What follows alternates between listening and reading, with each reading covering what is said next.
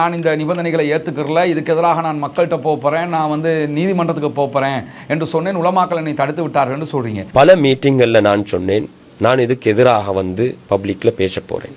ஆனா அதே வீடியோவில் கடைசியில் என்ன சொல்றீங்கன்னு கேட்டா, அப்ப தெளிவோட வாரத்துல அவங்களோட இந்த ரிக்வெஸ்ட் நான் ஃபேரா தான் பாக்குறேன்.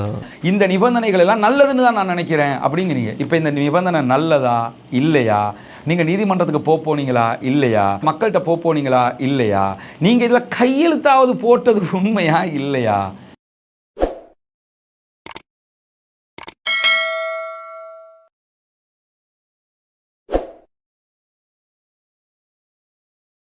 அன்பிற்கினிய சகோதர சகோதரிகளே, நம் அனைவர் மீதும் ஏக இறைவனுடைய அமைதியும் கருணையும் உண்டாகட்டுமாக.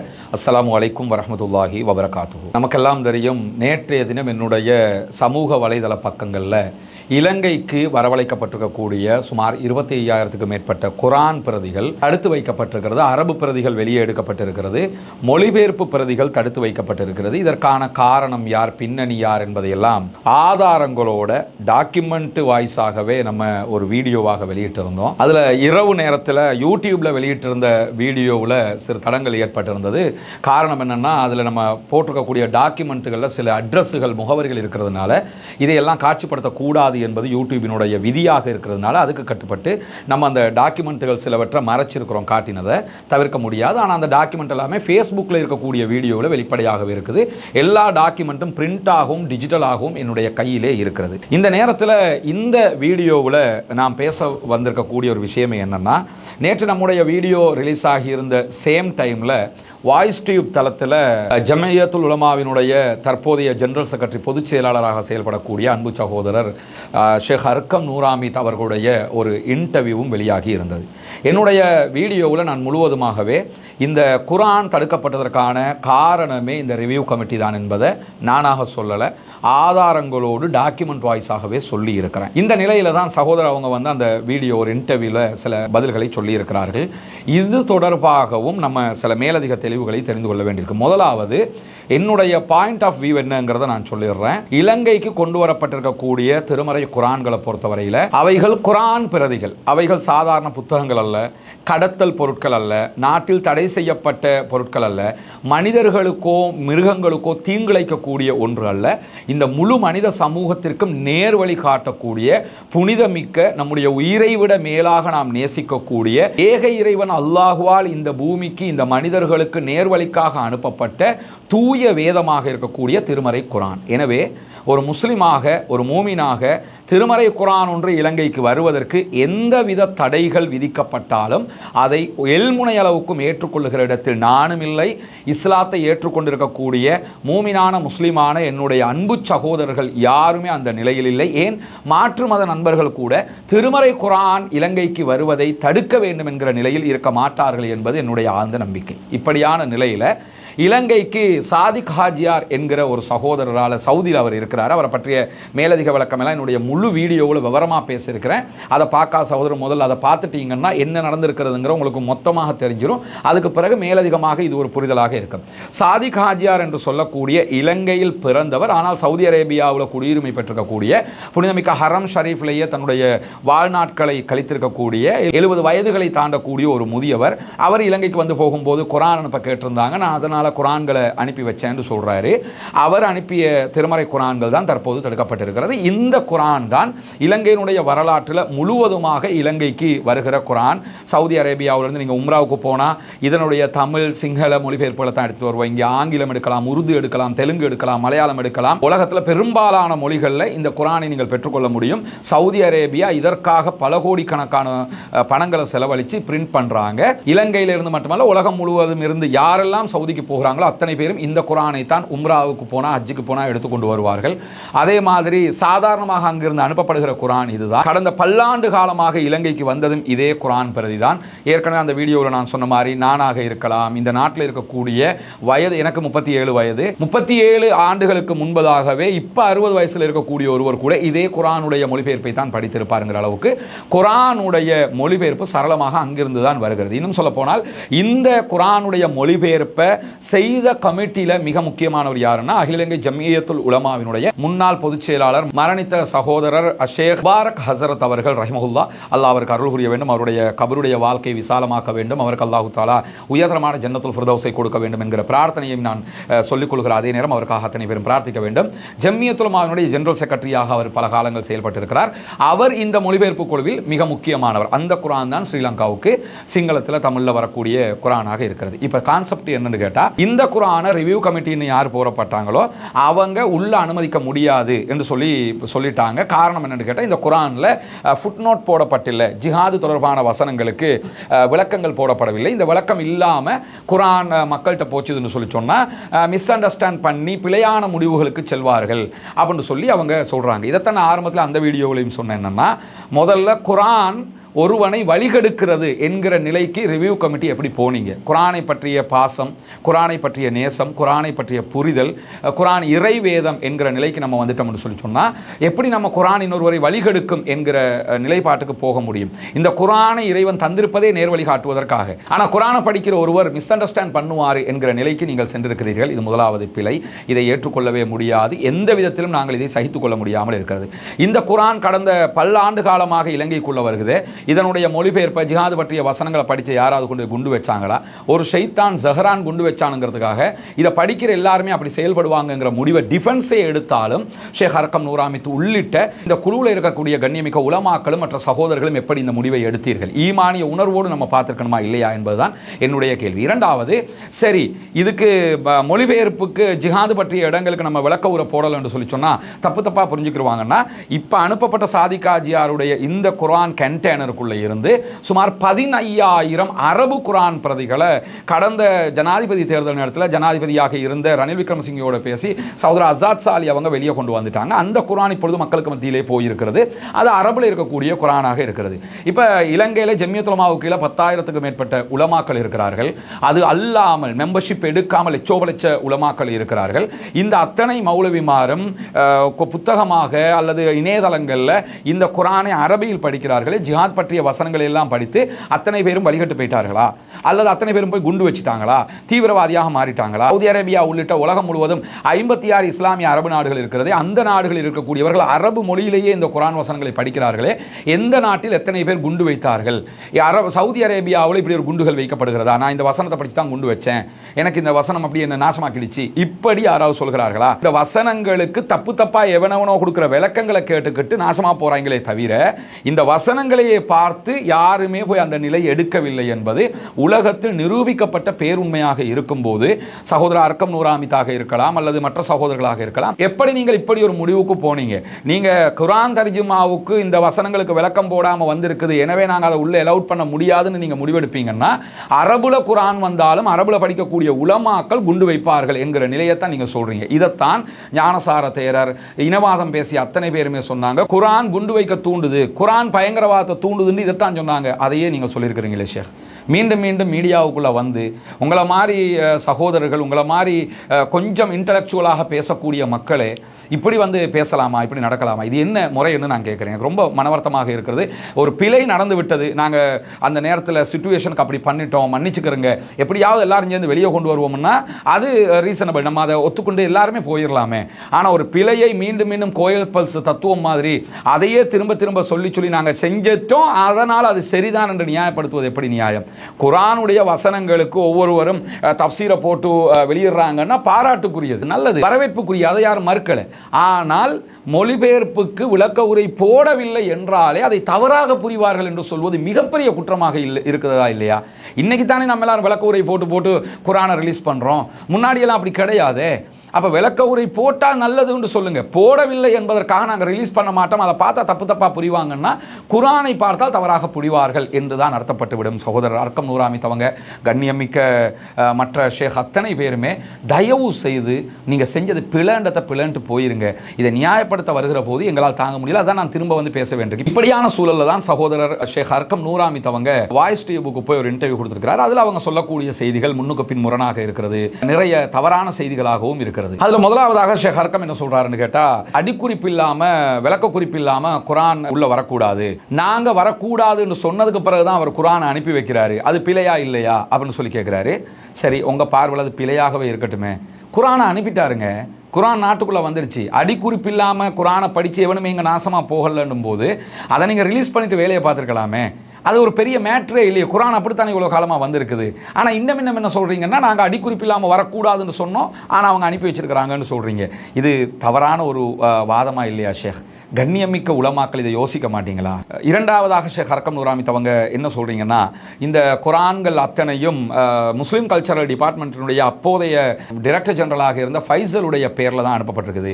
அரசாங்கத்தின் பேர்ல தான் அப்ப வருது. அரசாங்கத்தின் பேர்ல வருதுன்னா அரசாங்கத்தால் இதை கேட்டது யாரு அப்படின்னு கேட்குறீங்க. நல்ல கேள்வி. அரசாங்கத்தால் இதை யாருக்கு, அரசாங்கத்துக்கு என்ன தேவை இருக்குதுன்னு நான் கேட்குறேன். எங்களுக்கு குர்ஆன் ஒரு 50,000 அனுப்பி வையுங்கள், எங்களுக்கு ஒரு 1,00,000 குர்ஆனை அனுப்பி வைங்கன்னு அரசாங்கம் கேட்குமா? சாதிக் ஆஜியார் என்ன சொல்றாருன்னு கேட்டால், இங்கே வர்ற நேரத்தில் நிறைய பேர் என்கிட்ட கேட்குறாங்க, அவங்களுக்காக நான் அனுப்பி வச்சேன். அவர்கிட்ட யாரும் கேட்டு இருக்கலாம். சரி, யாருமே கேட்கல. அவர் சவுதியில இருந்து ஃப்ரீயா குர்ஆன் கிடைக்குது, கொண்டு வந்து இலங்கை முஸ்லிம்களுக்கு கொடுக்கணும்னு நினைக்கிறாரு. இப்போ என்ன பிழைன்னு கேட்கிறேன். ஏன் அதை ரிக்வெஸ்ட் பண்ணினா தான் கொண்டு வரணும் ஏதாவது இருக்குதா? என்ன ஒரு வாதம் இது? செய்த பிழைக்காக நம்ம வந்து பிராயச்சித்தம் தேடுவோம்னு பார்த்தா மீண்டும் மீண்டும் தேவையில்லாமல் பேசுகிறோம்ன்ற மாதிரி யோசிக்கணுமா இல்லையா ஷேக்? இப்படி நம்ம கேட்கலாமா? குர்ஆனா இல்லையா? குர்ஆன் வந்தால் நல்லது தானே. அடுத்ததாக நான் என்னுடைய வீடியோவில் திரும்ப திரும்ப சொன்ன விஷயம் என்னன்னா, இந்த குர்ஆன் தடுக்கப்படுவதற்கு காரணமே இந்த ரிவ்யூ கமிட்டி தான். ரிவ்யூ கமிட்டி கொடுத்த முடிவு தான் இதற்கு காரணம் என்று நம்ம ஆதாரங்கள் எல்லாம் போட்டிருந்தோம், கையெழுத்து போட்டவங்களை எல்லாம் காட்டியிருந்தோம். அதையே இந்த வீடியோவில் ஷேக் ஹர்கம் நூராமி அவங்க ஒப்புக்கொள்றாங்க. ஆமா, நாங்கள் ரிவ்யூ கமிட்டி சார்பாக குர்ஆனை அனுமதிக்க முடியாது என்று நாங்கள் தான் எழுதி கொடுத்தோம் அப்படின்னு சொல்றாரு. இதைத்தான் நாங்களும் கேட்கிறோம், ஏன் எழுதி கொடுத்தீங்க? அதுக்கு முன்னால் இருந்த டிரெக்டர் அதெல்லாம் நிபந்தனையும் போட்டிருக்குது. மேலாய்வு குழு ரிப்போர்ட்டை கொடுக்குது, சொல்லுது இந்த நிபந்தனை அடிப்படையில் இதுல அடிக்குறிப்புகள் இல்லை, தெளிவுகள் இல்லை, இதனால இந்த சட்ட அடிப்படையில் கொண்டாட முடியாது. நீங்க எழுதி கொடுத்தோம்ங்கிறத பகிரங்கமாக சொல்லுகிற அளவுக்கு நிலைமை இருக்குதுன்னா ஷேக், எவ்வளவு மனவர்த்தத்துக்குரியது. நீங்க எப்படி எழுதி கொடுக்கலாம்ங்கிறதான கேள்வியே. ஆனா எழுதி கொடுத்தோம் நாங்க தான்றதை பகிரங்கமாக ஷேக் அவங்க ஒப்புக்கொண்டிருக்கிறாங்க. எனவே ரிவ்யூ கமிட்டி செய்த வேலை தான் இதற்கான அடிப்படைங்கிறது தெளிவாக தெரிகிறது. இரண்டாவதாக இந்த ரிவ்யூ கமிட்டி விஷயத்தில் நீங்க புரிஞ்சுக்கணும், இதுதான் அந்த லிஸ்ட், நான் காட்டின லிஸ்டம். இதுல இருக்கக்கூடியவங்கள்ல ஷேக் ஹர்கம் நூராமித் மாத்திரம் இதற்குரிய காரணமானவர் அல்ல என்பதையும் நான் திட்டவட்டமாக சொல்லிக்கொள்வேன். ஏன்னா சில பேர் வந்து ஓகே எல்லாம் ஹர்கம் நூராமித்துடைய தலைமையிலே போயிரட்டுங்கிற மாதிரி நினைச்சீங்கன்னு சொல்லி சொன்னா அது அல்லாஹ்விடத்தில் நீங்க தப்ப முடியாது. உலகத்தில் வேணும்னா கண்ணு காணாம போயிடலாம். இதுல இருக்கக்கூடிய அத்தனை பேருமே இதற்கு பொறுப்புதாரிகள். குறிப்பாக நான் இதுல பேர் லிஸ்டையும் சொல்லியிருந்தேன். இதுல அஷேக் ஹர்கம் நூராமித் இருக்கிறாரு, அதே போன்று அஷேக் டாக்டர் அஸ்வர் இருக்கிறாரு, அதே போன்று அஷேக் முர்ஷித் முலஃபர் இருக்கிறாரு, அஷேக் முஸ்தபா ரஸா இருக்கிறாரு. இந்த 4 பேரும் தான் இந்த குர்ஆன் தடுக்கிற அந்த மீட்டிங்ல இருந்த ரிவ்யூ கமிட்டியினுடைய உலமாக்களாக இருக்கிறார்கள். அதற்கு பிறகு வரக்கூடிய கொஞ்சம் பேர் இருக்கிறாங்க. அலா அஹமத், இவர் முஸ்லீம் கல்ச்சரல் டிபார்ட்மெண்ட்டுடைய அசிஸ்டன்ட் செக்ரட்டரி. நான் என்னுடைய வீடியோலையும் சொல்லியிருந்தேன். ஏதோ நமக்கு சம்மந்தம் இல்லைன்ற மாதிரி இருக்கிறாங்க. அத்தனை பேருமே குற்றவாளிகள். நன்றாக புரிந்து கொள்ளுங்கள், அல்லாஹ்விடத்தில் நீங்கள் யாருமே தப்ப முடியாது. அதே மாதிரி நிலூஃபர் அசிஸ்டன்ட் டைரக்டர் MRCA, அவரும் இதில் இருக்கிறார், சைன் பண்ணியிருக்கிறார். முஃப்திங்கிற ஒருத்தர், அவரும் இதில் சைன் பண்ணிருக்கார், டெவலப்மெண்ட் ஆஃபீஸராக இருக்கிறாரு MRCAல. அதே போன்று ஃபாத்திமாங்கிற ஒரு சகோதரி இருக்கிறாங்க MRCAல. அதே மாதிரி ரஃபாய்டீன் என்கிற ஒரு ரிலீஜியஸ் டிவிஷனுக்கு இருக்கிறாரு MRCAல. இவங்க அத்தனை பேரும் சேர்ந்து தான் கையெழுத்து போட்டுக்கிறாங்க. நான் ஒன்னே ஒன்று சொல்றேன், நீங்க அத்தனை பேரும் சேர்ந்து இந்த சமூகத்திற்கு இனவாதிகள் செய்ய துணியாத ஒரு வேலையை கூட நீங்க சைன் பண்ணி தடுத்துட்டீங்க. தடுத்ததோட கூட தடுத்துட்டோம், ஏதோ பிழை நடந்துச்சு, அல்லாஹ் எங்களை பொருந்திக்க இறைவா, நாங்கள் செஞ்சது பிழை தான், எப்படியாவது வெளியே கொண்டு வந்துடும் முயற்சி பண்றதை விட்டு போட்டு திரும்ப வந்து நாங்க செஞ்சது சரிதானுங்கிற விதமாக பேசுவது நியாயம் இல்லை ஷேக் அவங்களே. அதையும் யோசிக்கிறீங்க. ரெண்டாவது, எப்படியாவது அர்க்கம் நம்மளை காப்பாத்திடுவார் நீங்களா நினைச்சீங்கன்னா இந்த உலகத்தில் வேணும்னா இப்படி வீடியோக்களை போட்டு எதையாவது ஒன்று சொல்ல முடியும். மற்றபடி மறுமையில் அப்படியான ஒரு நிலையை எடுக்க முடியாது. அல்லாஹ் பார்த்து கொண்டு இருக்கிறான். அதே மாதிரி இந்த வீடியோவில் ஷேக் ஹர்கம் நூராமித் அவங்க ஒரு செய்தியை சொல்றாங்க, அல்லாஹ் பார்த்து கொண்டு இருக்கிறான், எங்களுடைய மனசாட்சியை பற்றி இறைவனுக்கு தெரியும், நாங்கள் லட்சக்கணக்கான குர்ஆனை வெளியே கொண்டு வந்திருக்கிறோம் இந்த காலகட்டத்தில் அப்படின்னு சொல்லி சொல்றாங்க. உண்மையிலே அல்லாஹ் உங்களுக்கு ரஹமத் செய்யணும், அல்லாஹ் உங்களுக்கு பரக்கத் செய்யணும். நீங்க இந்த தடுக்கப்பட்ட குர்ஆன்களை நீங்க தடை செய்த மாதிரி வெளியே கொண்டு வந்த அந்த நன்மையும் உங்களுக்கு இருக்கிறது, அதை நான் மறுக்கலை. நீங்க கொண்டு வந்திருந்தால், நீங்க லட்சோப லட்சம் குர்ஆன்களை நாங்கள் வெளியே விட்டோம் என்று சொல்லுகிற அதே ஆட்கள் சொல்கிறீர்கள், இந்த குர்ஆனை தடுத்து விட்டோம் என்றும் சொல்கிறீர்களே, எப்படி நியாயம்? நீங்க 2 லட்சம் குர்ஆனை வெளியே கொண்டு வந்தீங்கன்னா 25,000 குர்ஆனை ஏன் தடுத்தீங்க? குர்ஆன் தானே அது. நீங்களா முடிவெடுத்துட்டீங்க இதை பார்த்தா எல்லாம் நாசமா போயிடுவாங்க. குர்ஆனுக்கு எப்படி முடிவெடுப்பீங்க? அது ஒரு வேற புத்தகம் கிடையாது, ஒரு பாட்டு புத்தகம் கிடையாது, கூத்து புத்தகம் கிடையாது, வேற ஏதோ ஒரு வேற மாதிரியான ஒரு புத்தகம் கிடையாது. உலகத்திலேயே நம்பர் 1 உயிருக்கு மேலாக நேசிக்கக்கூடிய திருமறை குர்ஆன். இந்த 40,000 தடுத்து போட்டு நாங்கள் 2 லட்சம் குர்ஆனை வெளியே கொண்டு வந்தோம்னு சொல்லி சொன்னா அது எப்படி ஷேக் நியாயமாக இருக்கும்? அதை நம்ம உள்ள மேத்துக்களை மறுக்கிறது எல்லோருடையவும். அதை யோசிக்க மாட்டீங்களா நீங்க? அந்த வீடியோவில் நான் கவனிச்ச இன்னும் ஒரு விஷயம் என்னடா ஷேக், உங்ககிட்ட மொழிபெயர்ப்பில் எந்த பிழையும் இல்லை. இது நல்லா நீங்க விளங்கணும். மொழிபெயர்ப்பில் எந்த ஒரு புலன்னு நாங்க சொல்ல வரல. அடிக்குறிப்பு போடாமல் விட்டதுதான் பிழை அப்படின்னு சொல்றீங்க. மொழிபெயர்ப்பில் எந்த பிழையும் இல்லைன்னா அதை படிக்கிறதுனால என்ன பிரச்சனை வரப்போகுது? மொழிபெயர்ப்பில் எந்த பிழையும் இல்லைங்கிறீங்க, அதை படிக்கிறதுனால என்ன பிரச்சனை வரப்போகுது? அடிக்குறிப்பு என்பது மேலதிகமாக உள்ளது தானே. போட்டா எக்ஸ்ட்ரா 4 விஷயத்தை தெரிஞ்சுக்கிற போறாங்க. எக்ஸ்ட்ரா 4 விஷயம் தெரியல என்றாலும் குர்ஆன், அது குர்ஆனுடைய மொழிபெயர்ப்பு மிகச்சரியாக இருக்கிறதுன்னு சொல்றீங்க. மிகச்சரியான மொழிபெயர்ப்போடு இருக்கக்கூடிய குர்ஆனை ரிலீஸ் பண்ணுவதற்கு என்ன பிரச்சனையானது?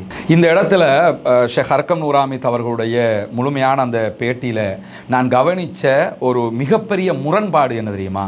நீங்க செய்தது மிகச்சரியாக இருந்திருந்தால் இப்படியெல்லாம் நீங்கள் பேச வேண்டி வராது ஷேக். ஆமாம், நாங்கள் செஞ்சது சரி, யார் என்ன சொல்ல முடியும், என்ன பிழை அப்படின்னு சொல்லி கேட்டலாம். ஆனால் நான் இப்போ போடக்கூடிய இந்த செய்திகள், நான் போட்டு காட்டக்கூடிய இந்த கட்டிங்குகளை பார்த்துட்டு ஷேக் அவங்களும் நீங்கள் சொன்னது சரியாங்கிறத முடிவெடுத்துக்கிறங்க. அதே மாதிரி சகோதரர்களும் நீங்கள் சொன்னது சரியாங்கிறத முடிவெடுத்துக்கிறங்க. எல்லாத்துக்கும் முன்னாடி இந்த வீடியோக்களுக்கு கீழே ஷேக் அவங்களோட அந்த பேட்டிக்கு கீழே சில சகோதரர்கள் கமெண்ட் பண்ணியிருந்ததை நான் பார்த்தேன். தயவு செஞ்சு அப்படி யாருமே கமெண்ட் பண்ணாதீங்க. தவறான, நம்ம யாரையுமே திட்ட வேண்டிய அவசியம் இல்லை. அல்லாஹ் பார்த்துக்கொள்வான். இந்த அநியாயம் செய்தவர்களுக்கு அல்லாஹ் தஆலா நிச்சயமாக கூலி கொடுப்பான். அந்த மாதிரி நீங்கள் அல்லாஹ் அவங்கள பார்த்துக்குவாண்டா அது வேறு விஷயம். வேறு விதமான கமெண்ட்டுகளை பண்ணாதீங்க. இந்த விவகாரத்திலையும் யாரும் வந்து இந்த ரிவ்யூ கமிட்டிக்கோ யாருக்கோ தப்புந்தவருமாக அவருடைய மானம் தொடர்பாக அப்படியெல்லாம் நீங்கள் கமெண்ட் பண்ணாதீங்க தயவு செய்து. அது இறைவனிடத்தில் நாம ஒரு நலவுக்காக வேண்டி போராடுகிற நாமளே இறைவனிடத்தில் குற்றவாளியாக மாறியதாக இருக்கும். இந்த இடத்துல ஷேக் அர்கம் நூராமித் அவங்க குறித்த வீடியோவில் சொல்லக்கூடிய ஒரு முக்கியமான விஷயம் என்னன்னா, குர்ஆன் தேசிய பாதுகாப்புக்கு எந்த விதமான அச்சுறுத்தலும் இல்லை அப்படின்னு தெளிவாக சொல்றீங்க. குர்ஆன்ல நேஷனல் செக்யூரிட்டி அச்சுறுத்தல் இல்ல. உண்மையும் அதுதான். குர்ஆனில் தேசிய பாதுகாப்புக்கு எந்த அச்சுறுத்தலும் இல்லை. அச்சுறுத்தலே இல்லை என்றால் எதற்காக குர்ஆன் தடுக்கப்பட்டது? ஆனால் நீங்கள் வீடியோவில் பேசும்போது, பேட்டியில் இப்போ நீங்கள் சொல்லும் போதே என்ன சொல்கிறீங்கன்னு சொன்னால், அதில் மொழிபெயர்ப்பு மட்டும்தான் இருக்கிறது. மொழிபெயர்ப்புலையும் எந்த பிழையும் இல்லை. மொழிபெயர்ப்புக்கு விளக்கம் இல்லாமல் வந்திருக்குது. விளக்கம் இல்லாமல் வந்திருக்கிறத பார்த்துட்டு ஒருத்தன் தப்பான முடிவெடுப்பான். அதாவது ஜிஹாது பற்றிய வசனங்களை பார்த்தா போய் குண்டு வச்சிருவான் என்பதுதான் உங்களுடைய வாதம். ஆனால் தெளிவாக சொல்கிறீங்க குர்ஆனில் தேசிய பாதுகாப்புக்கு எந்த அச்சுறுத்தலும் இல்லைன்னு. தேசிய பாதுகாப்புக்கு அச்சுறுத்தல் இல்லைன்னா அதை மொழிபெயர்ப்பை பார்த்தாலும் அரபுல பார்த்தாலும் யாரும் எந்த பிழையும் செய்ய மாட்டார்கள். ஏன்னா அது குர்ஆன், அது நேர்வழி காட்டக்கூடிய வேதம். இவ்வளோ ஆண்டாண்டு காலமாக இஸ்லாமியர்கள் அப்படித்தானதுக்காக ஒரு ஷைத்தான் அவன் குர்ஆனை பார்த்தெல்லாம் கொண்டு வைக்கல ஷேக். அதை புரிஞ்சுக்கிறங்க. அந்த ஷைத்தான் எவனவனோ பேசின ஷைத்தான்கள் பேசின வீடியோக்களை பார்த்து அதனால் கவரப்பட்டு ஆர்வ கோளாறுல இந்த பிழையை செய்து முழு சமூகத்துக்குமே அவப்பெயரை பெற்று தந்துவிட்டு சென்று விட்டான். அந்த ஷைத்தான் செஞ்ச ஒரு காரணத்தினால் நீங்க குர்ஆனை தடுக்கலாமா? அப்ப குர்ஆன் தேசிய பாதுகாப்புக்கு அச்சுறுத்தல் இல்லை என்பது உங்களுடைய நிலையாக இருந்தால் இந்த குர்ஆன்களை வெளியே கொண்டு வந்திருக்க வேண்டும். இந்த குர்ஆன்களை தடுத்ததிலிருந்து நீங்கள் தேசிய பாதுகாப்புக்கு அச்சுறுத்தல் என்பதை சொல்லாமல் சொல்லியிருக்கிறீர்கள். இதை தாண்டி இந்த வீடியோ கொஞ்சம் பாருங்களேன் ஷேக். பல மீட்டிங்கள்ல நான் சொன்னேன், நான் இதுக்கு எதிராக வந்து பப்ளிக்ல பேச போறேன், இது நமக்கு நடக்கிற ஒரு அநியாயம்.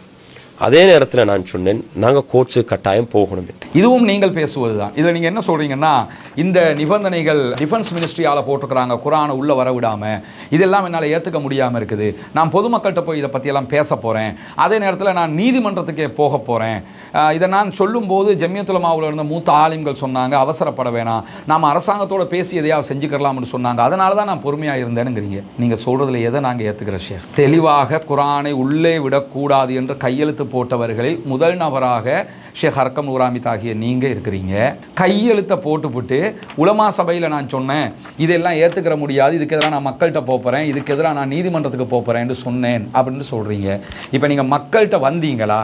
இப்படி ஒன்று இப்போ வந்து விளக்கம் சொல்றீங்க. அந்த விளக்கத்தில் கூட இதெல்லாம் பிழைன்னு சொன்னீங்களா? பிழைன்னு சொல்லலை, சரின்னு சொல்றீங்க. இப்போ கூட நீங்கள் மக்கள்கிட்ட வந்து இதை பிழைன்னு சொல்ல போவேன் என்று தான் உலமா சபையில் சொன்னதாக சொல்றீங்க. ஆனால் மக்கள்கிட்ட வந்து நீங்கள் பிழைன்னு சொல்லலை, நீதிமன்றத்துக்கு போகவும் இல்லை. உங்களுடைய பார்வையிலேயே பிழையாக இருக்கக்கூடிய இந்த நிபந்தனையின் அடிப்படையில் தான் இலங்கைக்குள் குர்ஆன் வராமல் நீங்கள் தடுத்து கையெழுத்தும் போட்டிருக்கிறீர்கள். நீங்களே கையெழுத்து போட்டு ஏற்றுக்கிட்டு எல்லாம் செஞ்சு விட்டு, நான் உலமா சபையில் சொன்னேன் இதை ஏற்றுக்கிற முடியாது, நான் மக்கள்கிட்ட போகிறேன், நீதிமன்றத்துக்கு போகிறேன் என்று சொன்னேன். உலமா சபையில் இருக்கக்கூடிய மூத்த ஆலிம்கள் தான் என்னை தடுத்து விட்டார்கள் அப்படிங்கிறீங்க. இப்படி சொல்லுகிற நீங்க அடுத்ததாக என்ன சொல்றீங்கன்றத பாருங்களேன். அப்ப தெளிவோட வாரத்துல அவங்களோட இந்த ரிக்வெஸ்ட் நான் ஃபேரா தான் பார்க்கிறேன். பாதுகாப்பு அமைச்சால் இலங்கைக்குள் குரான்கள் புத்தகங்கள் கொண்டு வருவதற்கு போடப்பட்டிருக்கக்கூடிய நிபந்தனை நல்லது, அதை ஃபேவா தான் நான் பார்க்குறேங்கிறீங்க. எனக்கு தெரியல ஷேக், நான் உங்களை ஓவராக நான் இதுக்கு பேசுறதுக்கு நான் நினைக்கல ஷேக், என்னால் முடியல.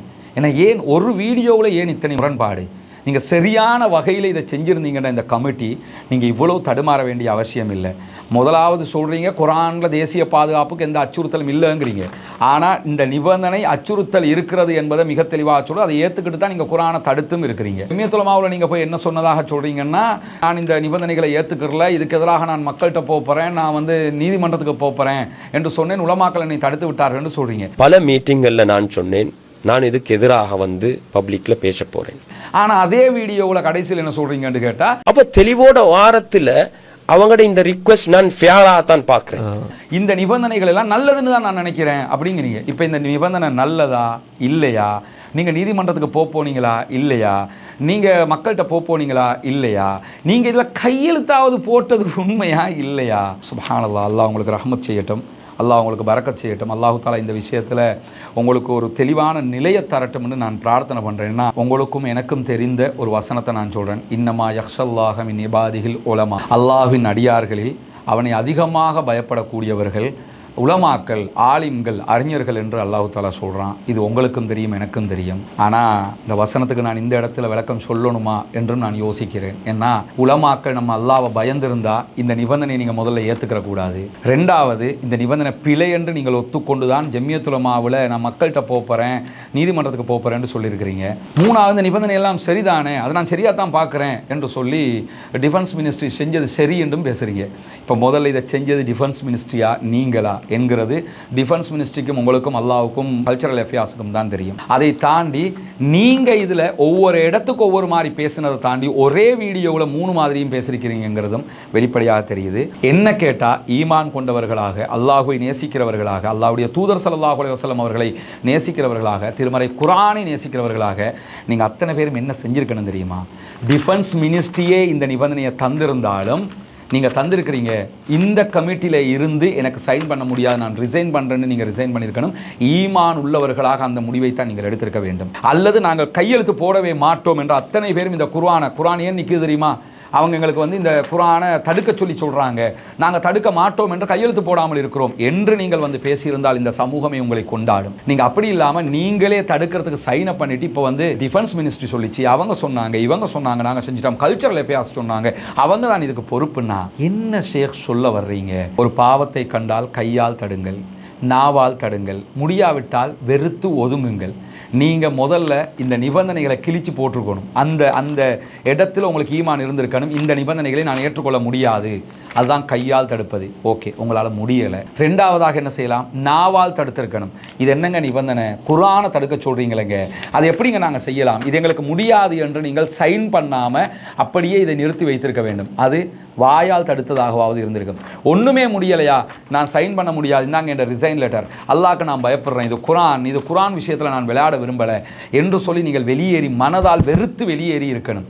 நீங்க கையால் தடுக்கவும் இல்லை இந்த பாவத்தை, நாவால் தடுக்கவும் இல்லை, மனதால் வெறுத்து ஒதுங்கவும் இல்லை, நீங்களே இந்த பாவத்துக்கு துணை போய்விட்டீர்கள். தாவனு அலல் பிர்ரி வத்தக்குவாவலா தாவனு அலல் இஸ்மி வல் உதுவான். நன்மையான காரியத்திற்கும் இறையச்சம் உள்ள காரியங்களுக்கும் ஒருவருக்கு ஒருவர் உதவியாக இருங்கள், பாவத்துக்கும் வரம்பு மீறலுக்கும் உதவியாக இருக்காதீர்கள் என்று குர்ஆன் சொல்கிறது.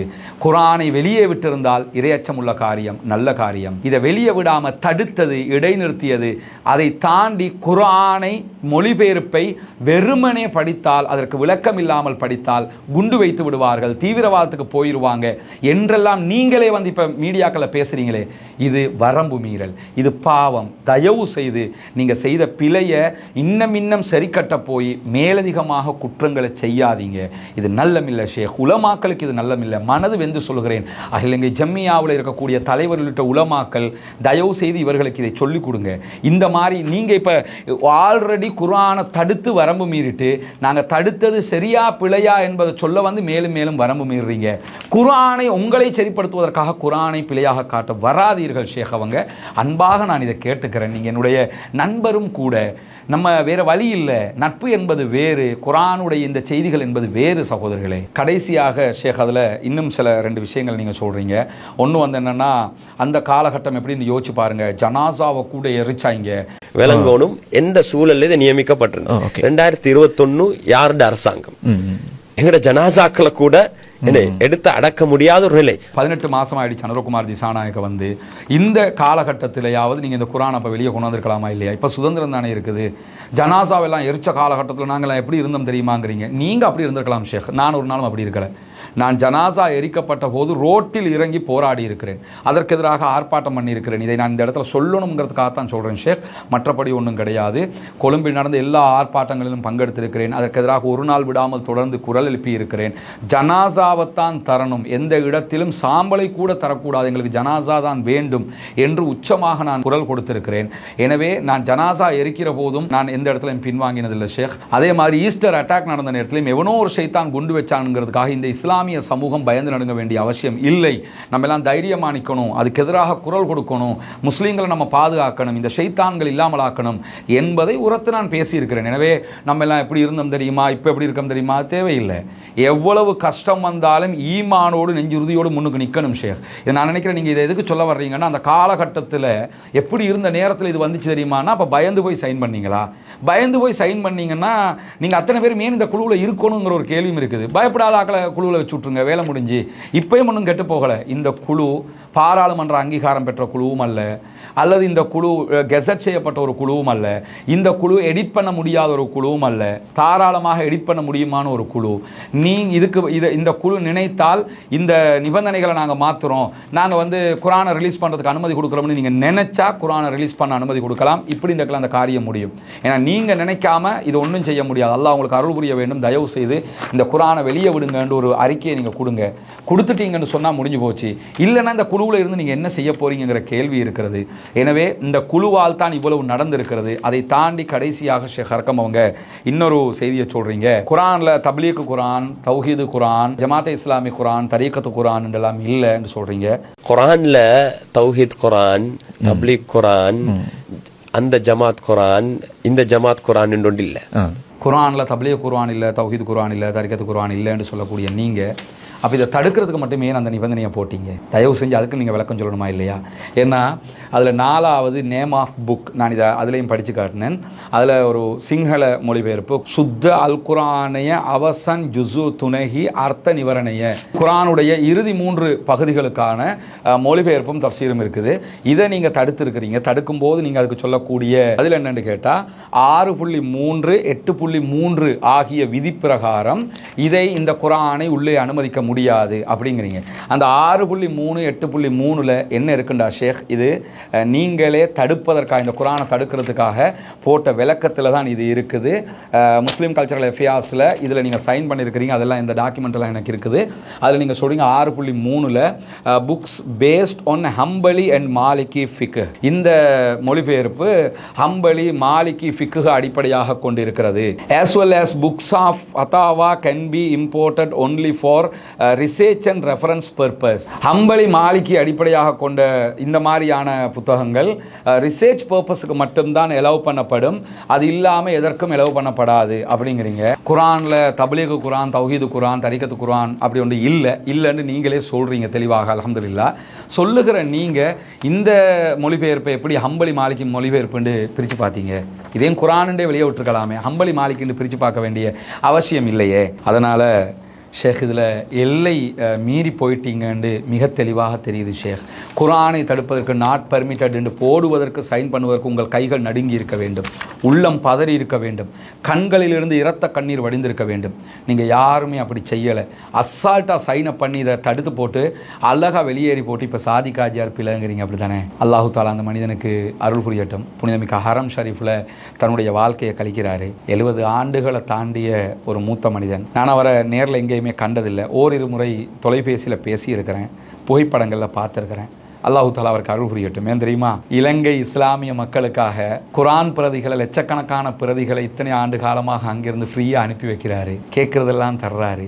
சவுதி அரசாங்கத்தோட பேசி முடிஞ்ச ஹெல்ப் எல்லாம் பண்றாரு. இலங்கையினுடைய சிலோன் ஹவுஸ்ங்கிற பில்டிங் நாசமா போன இடத்துல அதை எப்படியாவது காப்பாற்றி எடுத்து அதுக்கான நஷ்ட ஈட்டை எடுத்து அதுக்கான தனியான ஒரு பில்டிங் எடுத்து அதிலிருந்து வார வருமானத்தை வைத்தும் இலங்கை மக்களுக்காகவே சேவைகள் எல்லாம் செய்கிறாரு. 70 வயது பூர்த்தியான ஒரு மனிதன் குர்ஆனையும் இந்த நாட்டுக்கு அனுப்பி இலங்கை மக்களுக்கு குர்ஆன் போய் இலவசமாக சேரட்டும் என்று ஒரு நல்ல காரியத்தை செய்ய வந்து கடைசியில் இப்போ அந்த ஆளையும் குற்றவாளியாக ஆக்கியாச்சுல ஷேக். இனி யார் இந்த மக்களுக்கு நலவு செய்கிறதுக்கு யோசிப்பாங்க? எனக்கு ரொம்ப மனவர்த்தமாக இருக்குது. ஏன்னா நான் அதை வீடியோவில் சொல்லக்கூடாது. சாதிக் ஹாஜியாரோட நான் இறுதியாக பேசும்போது அவர் ரொம்ப அந்த ஆதங்கப்பட்டு ஒரு விஷயத்தை சொல்கிறார். எனக்கு 70 வயசெல்லாம் தாண்டிட்டு அவர் ஃப்ளோவில் பேசிட்டு போகிறார். 70 வயசெல்லாம் தாண்டிட்டு நான் மவுத்து அந்தாண்டு இருக்கக்கூடிய நேரத்தில் இந்த குர்ஆனுக்கு இப்படி ஆயிட்டு அப்படின்னு சொல்லி ஆதங்கப்படுறாரு. அவருடைய ஆதங்கம் ஒன்று தான். நமக்கு 70 வயசாகிட்டு நம்ம இலங்கைக்கு குர்ஆன் அனுப்பி விட்டு குர்ஆனையே இப்படி தடுத்துட்டாங்களே என்று தடுமாறுறாரு. எல்லாத்தையும் விடுவோம் ஷேக். உங்களுடைய குழு சார்பாக, ரிவ்யூ கமிட்டி சார்பாக மீண்டும் இந்த குர்ஆனை அனுமதிப்பதற்கான ஒரே ஒரு அனுமதியை கொடுங்க. எல்லாம் முடிஞ்சு போயிடும். கீ உங்கள் கையில் தான் இருக்குது. முஸ்லீம் கல்ச்சரல் அஃபேர்ஸுடையும் உங்கள் கையிலேயும் தான் இருக்குது. 2 பேரும் சேர்ந்து செய்த அநியாயம் இது. யாரும் தப்பிடலாம்னு நினைக்காதீங்க. முஸ்லீம் கல்ச்சரல் அஃபேர்ஸில் இருக்கிற பிரதர் நிலூஃபராக இருக்கலாம், பிரதர் அலாவாக இருக்கலாம், சிஸ்டர் ஃபாத்திமாவாக இருக்கலாம், பிரதர் ரஃபாய்டீனாக இருக்கலாம், மேலே நான் சொல்லுகிற இந்த ரிவ்யூ கமிட்டியில் இருக்கக்கூடிய முஸ்தபா ரசாவாக இருக்கலாம், டாக்டர் அஸ்வராக இருக்கலாம், அர்க்கம் நூராமிதாக இருக்கலாம். நீங்கள் அத்தனை பேரும் செய்த குற்றம் இது. இன்னும் நீங்கள் தான் அந்த ரிவ்யூ கமிட்டியில் இருக்கிறீங்க. நீங்கள் ஒரு கடிதம் கொடுத்தீங்கன்னா குர்ஆன் வெளியே வந்துடும். தயவு செய்து அந்த வேலையை செய்ய பாருங்கள். திரும்ப மீடியாக்களுக்கு போய் இப்படி ஒன்றுக்கு பின் முரணாக பேசிக்கிட்டே இருக்காதீங்க. நீங்கள் பேச ஷேக் நானும் அதுக்கு விளக்கம் சொல்லிக்கொண்டே இருக்க வேண்டி வரும். அது நல்லா இருக்காதுன்னு நான் நினைக்கிறேன். தயவு செய்து அல்லாஹ்வுக்கு பயப்பட்டு குர்ஆனை வெளியில் கொண்டு வர்றதுக்கு முயற்சி பண்ணுவோம். இப்படியான வேலைகளை செய்கிறதை நம்ம நிறுத்துவோம். இது புனிதமிக்க குர்ஆன். அல் குர்ஆனு ஹுஜ்ஜத்துன் லக்க அவ் அலைக்க. குர்ஆன் நாளை மறுமையிலே உங்களுக்கு சாதகமாக அல்லது பாதகமாக வந்து நிற்கும் என்று நபிகள் நாயகம் ஸல்லல்லாஹு அலைஹி வஸல்லம் அவங்க சொல்லிட்டாங்க. எனவே இதில் கையெழுத்து போட்ட அத்தனை பேரும் அல்லாஹ்விடத்திலே நீங்கள் உங்களுக்கான பதில்களை தேடிக்கொள்ளுங்கள். குர்ஆன் உங்களுக்கு எதிராக வந்து நின்றுவிடக்கூடாது. அந்த பயம் எங்களுக்கும் இருக்கிறது. அதே நேரத்தில் நீங்கள் செய்த பிழைக்காக ஒரு 70 வயதுடைய ஒரு முதியவர் இந்த நாட்டுக்காக, இந்த இஸ்லாமிய சமூகத்துக்காக நிறைய வேலைகளை செய்யக்கூடிய அந்த சாதிக் ஹாஜியாராக திரும்ப கெட்டவனாக காட்டுறதுக்கோ, அவர் செஞ்ச ஒரு முட்டாள்தனம் என்று காட்டுறதுக்கோ, அவரால் தான் எல்லாம் என்று திரும்ப பேச வர்றதுக்கோ வராதிங்க. அவர் அனுப்பினது ஒன்றும் நாட்டுக்கு பாதகமான ஒன்று அனுப்பலை, ஒரு குற்றத்தை அவர் அனுப்பலை, அல்லது இந்த முஸ்லீம்களோ இந்த நாட்டு மக்களோ பயன்படுத்தக்கூடாத ஒரு ஆபத்தான ஒரு போதைப் பொருள் மாதிரி ஒரு ஐட்டத்தை அனுப்பலை. உலக முஸ்லீம்கள் அத்தனை பேரும் தலைமேல் வைத்து ஏற்றுக்கொள்ளக்கூடிய, உள்ளத்தில் உயிரை விட மேலாக நேசிக்கக்கூடிய திருமறை குர்ஆனைத்தான் அனுப்பியிருக்கிறாரு. குர்ஆனை அனுப்பியதையே குற்றமாக பார்த்தீர்கள் என்றால் எதைத்தான் சரியாக பார்க்க போகிறீர்கள்? அல்லாஹு தாலா நம் அனைவருடைய பிழைகளையும் புரிந்து கொள்ளட்டும், நம் அனைவருடைய நல்ல செயல்களையும் ஏற்றுக்கொள்ளட்டும். ஷேக் அர்க்கம் உள்ளிட்ட இந்த ரிவ்யூ கமிட்டியினுடைய இந்த பிழையை மீண்டும் நீங்கள் சரி கட்டுவதற்கு வீடியோவுக்கு முன்னாடி வர்றதை விட்டுவிட்டு ஒரே ஒரு அறிக்கையை கொடுத்து சரி கட்டி அந்த குர்ஆனை வெளியில் எடுக்குமாறு அன்பாக கேட்டு முடித்துக் கொள்கிறேன். வாஹர் தவானா அல்ஹம்துலில்லாஹி ரப்பில் ஆலமீன்.